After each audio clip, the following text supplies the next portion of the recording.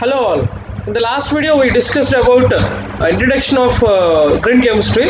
Again we know the definition of once again revise the definition. The definition is green chemistry is the utilization of a set of principles that reduces or eliminates the use of generation of hazardous substances in the design, manufacturing and application of chemical products. Right, there is a set of 12 principles were there. So we let us see in this video we will discuss what are the 12 principles and how these principles will reduce the use of generation of hazardous substances in the design, manufacturing and application of chemical products. Right, this is for the reference of this Warner Green Chemistry. So these are the 12 principles. One is waste prevention, atom economy, less hazardous chemical synthesis, designing safer chemicals, safer solvents, designing for energy efficiency, use of renewable feedstocks, reduce derivatives, catalysts, design for degradation, real-time pollution prevention, safer chemistry for accidents prevention. So when any synthesis, any industry will follow these 12 principles, we can reduce the hazardous chemical products which are not disposal in a proper way. We will know these things. I will briefly go through it, and again the next slides we will go with each principle with a brief explanation. We know waste prevention. In this, by the name waste prevention means prevention is better than cure is the first principle. That means any product will form after the reaction. Before forming the product, we should take precautional methods. That's what this is saying. Let us see the first principle. Prevention of waste. It is better to prevent waste to treat or clean up waste after it has been created. That means after the product created, you have to make a method to prevent at the starting of products. Right, see this diagram. For example, by adding a reagent and a substances, so there is a waste and product will increases. So we want to decrease the waste. Then what happens? If the waste which is formed, if you recycle it, then the amount of waste is decreases. See here, the amount of waste is high, the amount of waste is less. That means whatever the waste which is used, if you recycled by using a proper method, then waste prevention is prevention of waste. That is what prevention is better than cure. So the cost involved in the treatment and disposal of waste is also decreases. Right, that means after the disposal of why you are worrying about disposal of waste? If you recycle the waste, then the disposal treatment is also decreases. This is what the first method will give a complete information about what are the method is, what are the products is going to form. If you do the recycle way, then the waste will, prevention of waste will follow. That means prevention is better than cure. Okay, and this is what different methods of disposing aqueous waste. If organic waste, like if a solid waste, that will dispose like in a cans. If it's a chemical waste, like this is how the disposal in a cases under the water. If there is a radioactivity compounds, it will disposes in under if you dig in a lands, and if it's stored in a large tanks. Okay, it's a proper methods for disposing chemical waste. Okay, so another important thing is prevention of waste means 3 R's. 3 R's, not RRR, Rajamouli RRR. It is about reduce, reuse, recycle.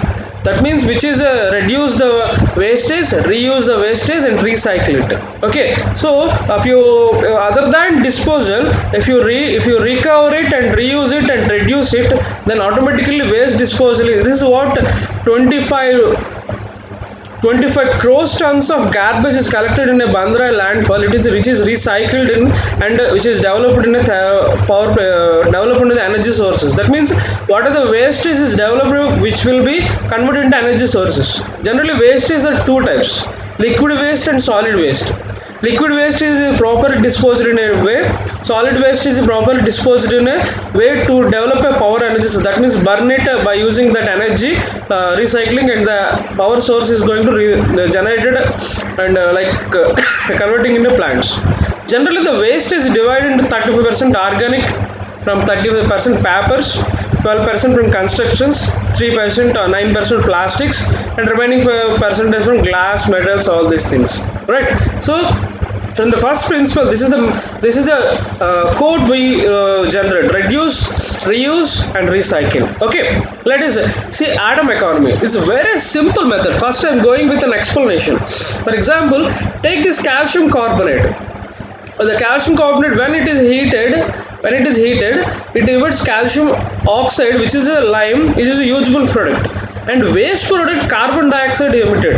That means out of 100%, only 56% of atoms is going to, that means remaining 44%. That means use more amount of atoms with a product. That means the mass product of you want as a percentage of mass. That means the final product should be designed to contain all the atoms used in the process. There is no side reactions. See, if we calculate this atom economy is 56, that means 44% of atoms are waste. Right. So I will give another example. See this nitrogen and 3 hydrogens, which will give 2 NH3. That means 100% atoms are used. That means here the atom economy is good. So design the reactions to use the atoms into useful products. Atom economy shows how much of the reactants of mass convert into useful products. See here, nitrogen and hydrogen will completely convert into NH3. In the before reaction, here calcium carbonate is not completely 56% useful, 44% is not useful. That means the atom economy will tell us about to design a reactions or design a product which is useful from the atoms which are available from the reactants. Okay, there is no side reactions. If you got it. So this is a formula of atom economy. Total formula mass of useful product by total formula mass of all reactants. You will get the percentage which will tell us about the atom economy. If the atom economy high, then the wastage of products and the waste will be decreases. The atom economy is one of the best method for prevention of waste. Okay, this is the second principle. Third, less hazardous chemical synthesis. That means use a proper chemicals which are not toxic to the human environment. So see this example, phosgene is a highly toxic material. If you convert into phosgene in a different way, then there is no phosgene will give a released in the products. Right? You can take another example. Right? If you use a water as a solvent in everywhere, the synthesis will be very clear and there is no hazardous substance will be removed. So don't worry about if you practice the reaction. Just I will tell you this is a polymer synthesis reaction, phosgene process. I just give an example. I will give another example in the next slide. Okay, that means less hazardous. Prepare chemicals like less hazardous means which is harmful to the nature and environment and as humans. So this is a problem for the pollution, air pollution. Okay, so for this reason, first principle is designing a safer chemicals. Design a safe chemicals. Right. So these are the refrigerants released in the air, which is caused for chlorofluorocarbons and ozone layer depletion. Right, these are the products which are released in the chemical process. So what we have to do means design a process which will decreases the chlorofluorocarbons, which are called greenhouse gases. What will you do? Right, that means design a safer chemicals which you want to decrease the number of chlorofluorocarbons, increase the hydrochlorofluorocarbons, which will decreases the amount of this releases. Then what happens? Automatically ozone depletion layer like pollution, global warming will automatically decreases. Okay, that means consumption of these chemicals, if you decrease, then automatically global warming will decrease. That's what we're saying, designing for safer chemicals. Right, now fifth one, safer solvents. You know about what is solvent. Generally in our chemical laboratory, what is the solvent? Water. Right, what is the solvent? Water. Water is the best solvent. Right, water is the best solvent. Why is? Water will not harm, water will not releases anything. That means use that type of solvents which is unavoidable and which is not harmful to the environment in such a way. Right, so these These scientists got Nobel Prize in 2005 to develop a synthesis in organic chemistry, which is a using by safer solvents like water, like alcohols, like these things. That means they use a safer solvents which will decrease the harmfulness in the environment. Right, designing for energy efficiency. Right, observe this reaction. This reaction is preparation of aminoketone. 3000 kg wastage will develop. Right, see this process. If you use this automatic flow approach, the difference will waste is decreases 2.3 kg. Imagine 99.9% wastage is reduction. That means design such a method which decreases the wastage. That's what the energy needed to carry out the reaction should be minimized to reduce the environmental impact. See here, 3000 kg waste is convert 2.3 kg. Tell me which is the best method? This one. Why? Because this is designed for energy efficiency. Right, this is one of the best, one of the example for synthesis of aminoketones. Okay, see here classical approach, then this is the automatic flow approach. This is the best way because here there is more waste will develop, but here the wastage is reduced. Okay, sixth one. Seventh, use a renewable feedstocks. That means what are the wastage, paper, and which is available from the animal, crop, wastewater, convert it all into a anaerobic digester and develop a biogas and digest it like methane, fertilizers, which is the fuel. That means convert the water, the raw material or renewable feedstock should be used for the by using these chemicals which are available from the biological resources. Right, so plastic polymers are very worst. Right, that's why using biodegradable polymers and biogas which will give heat and electricity which will help from the future. Most of the people are wastage in the food. Right, design a methods for converting the food wastage to which will useful for the people, otherwise to make it convert into energy. Right, what is the wastewater it is at our homes and convert into a plantations, it will helps. Right, which is the waste coming from the livestock wastages like garbage, all these things convert into a biogas and digestion. This is the best things. Right, this livestock is better for fertilizers and which will increase the energies, which will increase the quality of the soil. Okay, so this is what the seventh principle, use of a renewable feedstock. Okay, renewable feedstock means which are the renewable energy available, convert into a usable way. And this is a reduced derivatives. Right, forget about this. I will give a very simple example, the which are available from the reduce what we call in enzyme process, in a what I call in amino acid reactions.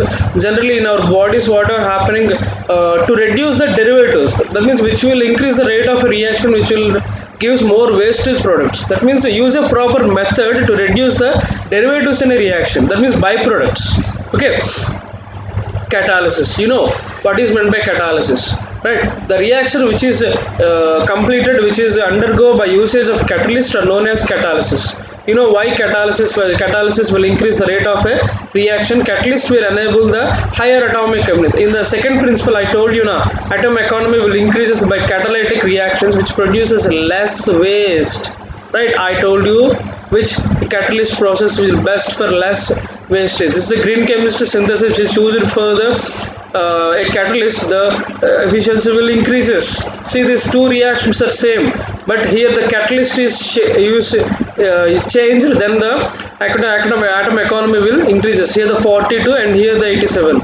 See, the products are byproducts and derivatives are less high here, but here less. Right, and design for degradation. Right, what I told you about the best method, biodegradable plastics is the best method for designing for degradation. What are the plastics which are used making convert into biodegradable plastics? Then it is very useful like grains and biodegradable material like thermoplastic stretches which are available from the popcorns, all these things. So these are the chemical products which are designed to end of their function, they break down into another degradation products. Right, and this is the 7 steps types of plastics, right? I told you, if you see any bottle, if you see this symbol 1 2 3 4 5 6 7, which this 7 represents recycle, and this is a commonly recycled, this is occasionally recycled. What do this represents? The symbols represent recycles, and these are the plastics used, right? 3 PVC, we can see polyethylene, high density polyethylene, low density polyethylene, polypropylene. Most of this PS and other we will see in the molten plastic materials, right? When this low and this high represents which are plastics are very toxic. When you see these type of symbols, you observe that plastics are recycled. Okay, these are the notation which is used for the plastics.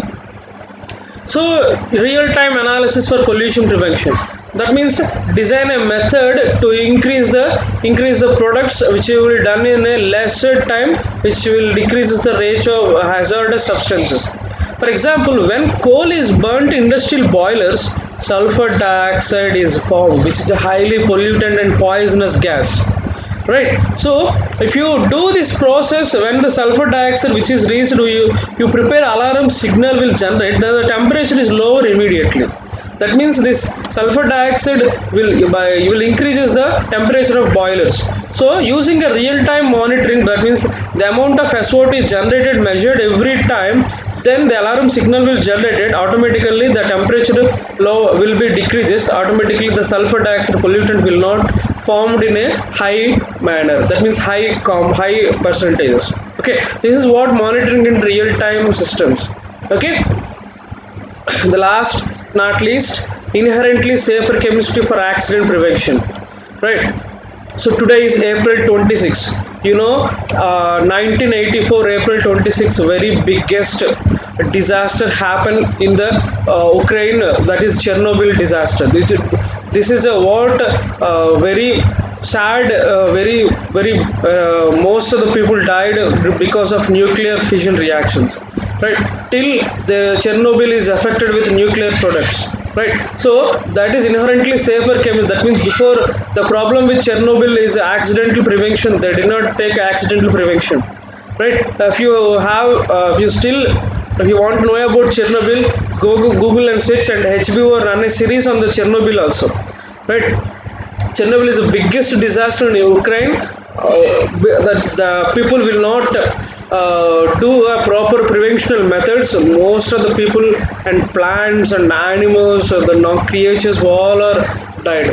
Another one, December 3rd, 1984, which is a methyl isocyanate gas leaked in a Bhopal incident. We know in the Bhopal incident, that is Union Carbon India Limited, right? You believe it or not, the people are died in the sleep, because it's a poisonous gas. Till the people, the kids which are born still infected this methyl isocyanate. Up to 20,000 people have died, and up to 1,20,000 still suffered this exposure, right? That means to substances which are formed to minimize the potential of chemical accidents, including releases and explosions and fires, right? This is what the methods which is going to discuss this, right? This is what ion carbide which is happening in the Bhopal, right? This is 1994 December 3rd, right? So briefly, do a waste prevention, do the renewable feedstock, safer chemicals, design for degradation, atom economy, safer solvents, catalysis, energy efficient, reduce the derivatives, safer chemistry for accident prevention, I told in the last principle, less hazardous chemical synthesis, and real-time analysis. So these are the 12 principles which will tell us about green chemistry, which is the safer accident. So in the examination they ask about the minimum at least 2, 3 or 4 principles about it. Okay, so these are the, if you remember, these are the shortcut method. Prevention of waste, P are renewable materials, O derivative steps, degradable chemicals, U use of safe, C catalytic reagents, temperature, pressure, and very few auxiliary substances. Like these are the mnemonic for this 12 principles. Okay, so hope you understand the green chemistry principles. In the examination they will ask about 2 or 4 or any 5 principles they will ask. You just write the definition and give an example. For example, they ask about safer solvents, you write about the safer solvents and explain about water. For example, they ask about less hazardous chemical substance, you just write these 3 points are enough. Okay, so this is what about prevention of waste, write about reduce and reuse, right? Hope you understand these principles, right? So these are the 12 principles which for the green chemistry. In the next class we will discuss about renewable energy sources and solar energy, right? Thank you so much, be safe and stay home.